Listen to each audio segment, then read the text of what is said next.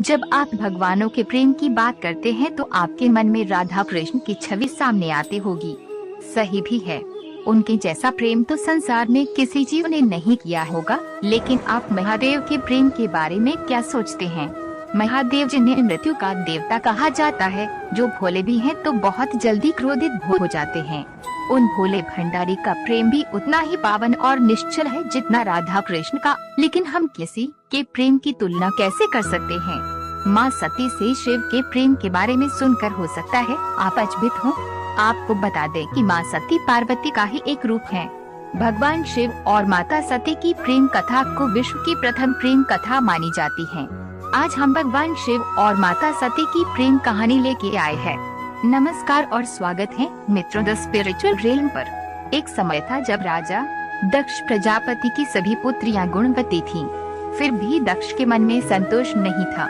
वे चाहते थे उनके घर में एक ऐसी पुत्री का जन्म हो जो सर्वशक्ति संपन्न हो एवं सर्वविजिनी हो। अतः दक्ष ऐसी ही पुत्री के लिए तप करने लगे। तप करते करते अधिक दिन बीत गए तो भगवती आद्या ने प्रकट होकर कहा, मैं तुम्हारे तप से प्रसन्न हूँ। तुम किस कारण तप कर रहे हो? दक्ष ने तप करने का कारण बताया तो माँ बोली, मैं स्वयं पुत्री रूप में तुम्हारे यहाँ जन्म धारण करूँगी। मेरा नाम होगा सती। मैं सती के रूप में जन्म लेकर अपनी लीलाओं का विस्तार करूँगी। फलतः भगवती आद्या ने सती रूप में दक्ष के यहाँ जन्म लिया।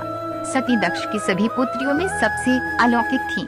सती ने बाल्यावस्था में ही कई ऐसे अलौकिक आश्चर्यचकित करने वाले कार्य कर दिखाए थे जिन्हें देखकर स्वयं दक्ष को भी विस्मयता होती रहती थी।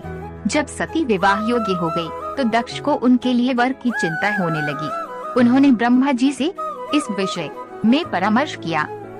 ब्रह्मा जी ने कहा, सती आद्या की अवतार हैं। आद्या आदि शक्ति और शिव आदि पुरुष हैं। अतः सती के विवाह के लिए शिव ही योग्य और उचित वर हैं। दक्ष ने ब्रह्मा जी की बात मानकर सती का विवाह भगवान शिव के साथ कर दिया। सती कैलाश में जाकर भगवान शिव के साथ रहने लगी। भगवान शिव के दक्ष के दामाद थे, किंतु किसी वजह से दक्ष के हृदय में भगवान शिव के प्रति बैर और विरोध भाव पैदा हो गया।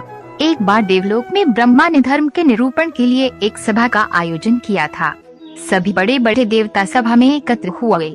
भगवान शिव भी इस सभा में बैठे थे। सभा मंडल में दक्ष का आगमन हुआ। दक्ष के आगमन पर सभी देवता उठकर खड़े हो गए, पर भगवान शिव खड़े नहीं हुए। उन्होंने दक्ष को प्रणाम भी नहीं किया। फलतः दक्ष ने अपमान का अनुभव किया। केवल यही नहीं, उनके हृदय में भगवान शिव के प्रति ईर्ष्या की आग जल उठी। वे उनसे बदला लेने के लिए समय और अवसर की प्रतीक्षा करने लगे। एक बार सती और शिव कैलाश पर्वत पर बैठे हुए परस्पर वार्तालाप कर रहे थे। उसी समय आकाश मार्ग से कई विमान कंगला की ओर जाते हुए दिखाई पड़े। सती ने उन विमानों को देखकर भगवान शिव से पूछा, प्रभु ये सभी विमान किसके हैं और कहाँ जा रहे हैं? भगवान शिव ने उत्तर दिया, आपके पिता ने बड़े यज्ञ का आयोजन किया है। समस्त देवता और देवांगनाएं इन विमानों में बैठकर उसी यज्ञ में सम्मिलित होने के लिए जा रहे हैं। इस पर सती ने दूसरा प्रश्न किया, क्या मेरे पिता ने आपको यज्ञ में सम्मिलित होने के लिए नहीं बुलाया? भगवान शंकर ने उत्तर दिया, आपके पिता मुझसे बैर रखते हैं, फिर वे मुझे क्यों बुलाने लगे? सती मन ही मन सोचने लगी। फिर बोली, यज्ञ के इस अवसर पर अवश्य मेरी सभी बहनें आएंगी। उनसे मिले हुए बहुत दिन हो गए हैं। यदि आपकी अनुमति हो तो मैं भी अपने पिता के घर जाना चाहती हूँ। यज्ञ में सम्मिलित हो लूंगी और बहनों से भी मिलने का सुअवसर मिलेगा। भगवान शिव ने उत्तर दिया, इस समय वहाँ जाना उचित नहीं होगा। आपके पिता मुझसे बैर रखते हैं, हो सकता है वे आपका भी अपमान करें। बिना बुलाए किसी के घर जाना उचित नहीं होता है। घर में सती से किसी ने भी प्रेम पूर्वक वार्तालाप नहीं किया। दक्ष ने उन्हें देखकर कहा, तुम क्या यहाँ मेरा अपमान कराने आए हो? अपनी बहनों को तो देखो, वे किस प्रकार भांति भांति के अलंकारों और सुंदर वस्त्रों से सुसज्जित हैं। तुम्हारे शरीर पर मात्र बाघांबर हैं। तुम्हारा पति श्मशानवासी और भूतों का नायक है। वह तुम्हें बाघांबर छोड़कर और पहना ही क्या सकता है? दक्ष के कथन से सती के हृदय में पश्चाताप का सागर उमड़ पड़ा। वे सोचने लगी, उन्होंने यहाँ आकर अच्छा नहीं किया। भगवान ठीक ही कह रहे थे, बिना बुलाए पिता के घर भी नहीं जाना चाहिए। पर अब क्या हो सकता है, अब तो आ ही गई हूँ। सती के नेत्र लाल हो उठे। उनका मुखमंडल प्रलय के सूर्य की भांति प्रज्वलित हो उठा। उन्होंने पीड़ा से तिल मिलाते हुए कहा, मैं इन शब्दों को कैसे सुन रही हूँ, मुझे धिक्कार है। देवताओं, तुम्हें धिक्कार है।